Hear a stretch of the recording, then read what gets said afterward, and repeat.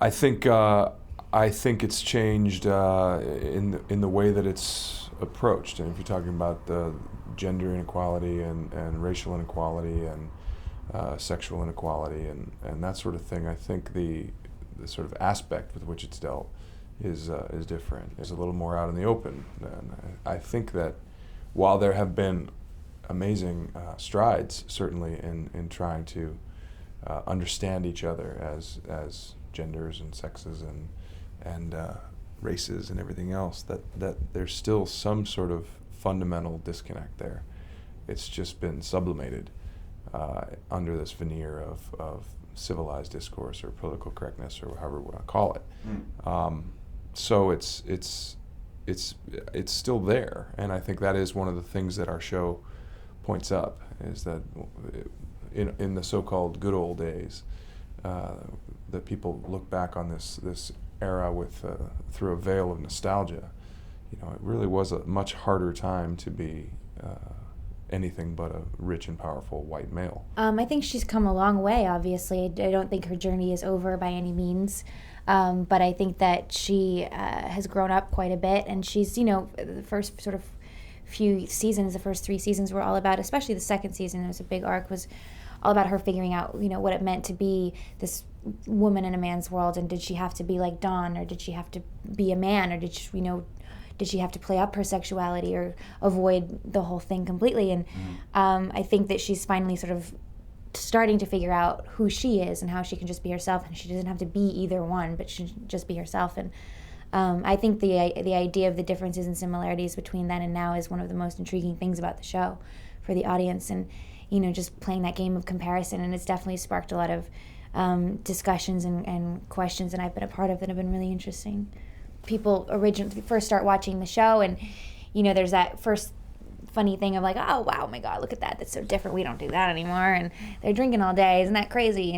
And we've really learned our lesson. And then you sort of, after a few episodes, start to see things that you see here now, and things that either you've experienced or seen someone do or done yourself, and you start to sort of get uncomfortably similar to those characters. And I think that that's what has sustained the show past the original sort of gimmick of it being in that time period, is that these are people, and they're human beings, and they're people, just really, they're still like us, and we're still like them. And I think that's something that's become far more interesting than just it being in 1960 in Manhattan.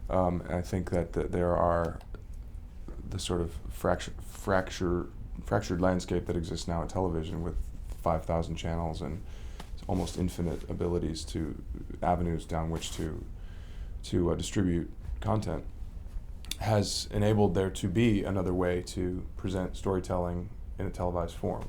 It doesn't have to be a cop show, a lawyer show, a doctor show, a procedural crime drama, these sort of action-oriented shows.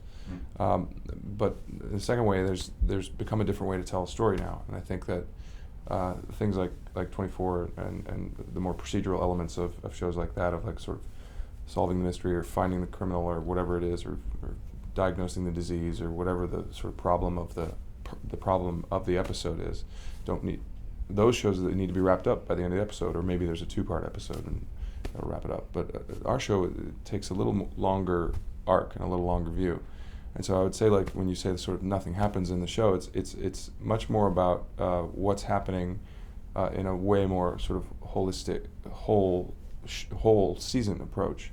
And the way Matt, I think, designs this show on purpose is much more down the lines of what David Chase did on The Sopranos, or what David Simon did on The Wire, which is sort of take these characters through this season-long journey, this season-long arc, and then when the season's over, you realize, oh, that's what happened, all of that.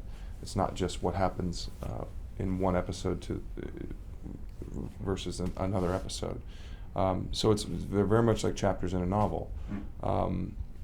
Ideally, things happen within the chapters, but it needs to be viewed as a whole season to really understand and to really get the impact of what these characters have gone through. And I would suggest that, even if you look back from season 1 to now season 4, we were just looking at some of the press kit photos. These characters have changed quite a lot in the 4 seasons and 5 or 6 years that the story has moved through, and I think that's that's been fun for people to watch. I mean, I think that all of us would love being a part of the show and be a part of it as long as people want to watch it. But I also think that there's a quality that we try to maintain, and we do, like you were saying, we do represent complete works of art every season, and it's not easy to do that, and we have the easy part in a way, but it's not easy for Matt and the writers, and I think that we'll go as long as it's as good as people sort of expect it to be, and that it takes a lot of energy to do that every season for Matt and for those writers, and I think that we definitely want to always maintain the quality that we have. Nobody wants to be the last person at the party. Mm-hmm. Yeah, building on that, I think also the characters, if the characters change too much, then the show is not the show. So it's hard to keep going ad infinitum. It doesn't really make sense. We all get older. The characters would get older as well. We're not living in this sort of perpetual world where nobody ages, where the Simpsons or whatever. They have the benefit of being animated, so they don't lose their hair or get older or get sick or whatever. So there is an end, I think, to this story. What it will be, I have no idea. Fortunately, I don't have to think it up either, or write it. But I think that Matt, when he was telling this story, had and has a very definitive endpoint for it, because otherwise it just becomes sort of a soap opera that never ends, and that's not what we want to make. That's the world we live in now. I think that it creates a dialogue between viewer and creator, the creators of the show, the people involved in the show, that really didn't exist in 5-10 years ago. And there's an immediacy to it, and you can see through blog posts and comments on blogs, and that there's a dialogue going on about the show, which is tremendously exciting and fun, and I think useful in some ways. Not necessarily for the creators or the actors or anything, but it certainly is for the fans. So what did you think about that? I have no idea, and I think that the sort of fake Twitters are representative of that. It's a way to express yourself and a way to express your sort of interest in a show. In the old days, you would sort of write fan fiction, or you would do something, or create a collage or something. I don't know what the old media version of that would be. But now people put up a blog and want to bring others into the discussion.